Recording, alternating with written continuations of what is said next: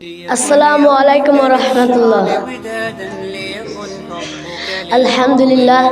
আলহামদুলিল্লাহি কাফা আসসালাতু ওয়াসসালামু আলা ইবাদিহিল্লাযিনা ইসতাফা, আম্মা বাদ।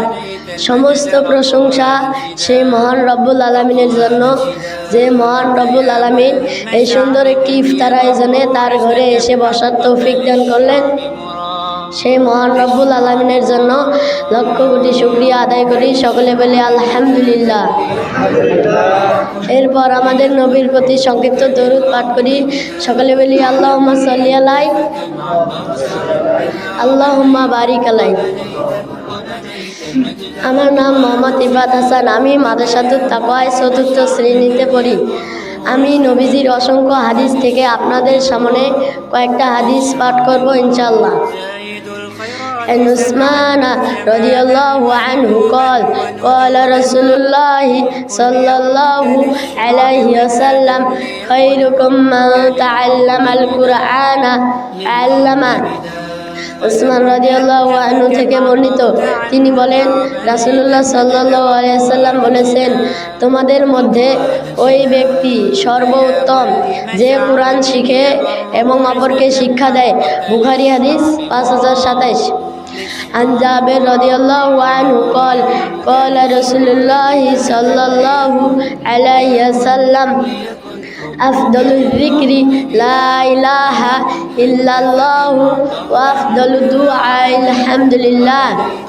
জাবের রাদিয়াল্লাহু আনহু থেকে বর্ণিত, তিনি বলেন, রাসূলুল্লাহ সাল্লাল্লাহু আলাইহি সাল্লাম বলেছেন, সর্বশ্রেষ্ঠ জিকির হলো লা ইলাহা ইল্লাল্লাহ, আল্লাহ ছাড়া কোনো উপাস্য নেই। আর সর্বশ্রেষ্ঠ দোয়া হলো আলহামদুলিল্লাহ, সকল প্রশংসা আল্লাহর জন্য। তিরমিজি হাদিস 3383। عن عائشة رضي الله عنه قال قال رسول الله صلى الله عليه وسلم إذا أكل أحدكم فليذكر اسم الله تعالى فإن نسي أن يذكر اسم الله تعالى في أوله فليقل بسم الله أوله وآخره। আয়েশা রাদিয়াল্লাহু আনহা থেকে বর্ণিত, তিনি বলেন, রাসূলুল্লাহ সাল্লাল্লাহু আলাইহি ওয়াসাল্লাম বলেছেন, তোমাদের মধ্যে যখন কেউ খাবার খাবে সে যেন বিসমিল্লাহ বলে। খাওয়ার শুরুতে বিসমিল্লাহ বলতে ভুলে গেলে সে যেন বলে বিসমিল্লাহি আউওয়ালাহু ওয়া আখিরাহ, আল্লাহর নামের শুরু ও শেষ। عن أنس رضي الله عنه قال قال رسول الله صلى الله عليه وسلم كل بني آدم خطاؤون وخير الخطائين التوابون। আনাস রাদিয়াল্লাহু আনহু থেকে বর্ণিত, তিনি বলেন, রাসূলুল্লাহ সাল্লাল্লাহু আলাইহি সাল্লাম বলেছেন, প্রত্যেক আদম সন্তান ভুলকারী, আর তওবাকারীরাই সর্বোত্তম ভুলকারী। عن ابن عمر رضي الله عنه قال قال رسول الله صلى الله عليه وسلم। উমর রাদিয়াল্লাহু আনহু থেকে বর্ণিত, তিনি বলেন, রাসূলুল্লাহ সাল্লাল্লাহু আলাইহি সাল্লাম বলেছেন, যে ব্যক্তি যে জাতির সাদৃশ্য অবলম্বন করে সে তাদেরই অন্তর্ভুক্ত। عن ابن جابر رضي الله عنه قال قال رسول الله صلى الله عليه وسلم اتقوا النار ولو بشق تمرة।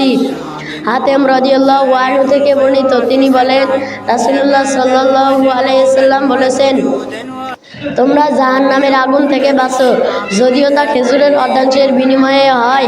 বুখারী হাদিস 1417। عن عائشة رضي الله عنه قال قال رسول الله صلى الله عليه وسلم أحب الأعمال إلى الله أدومها وإن قل।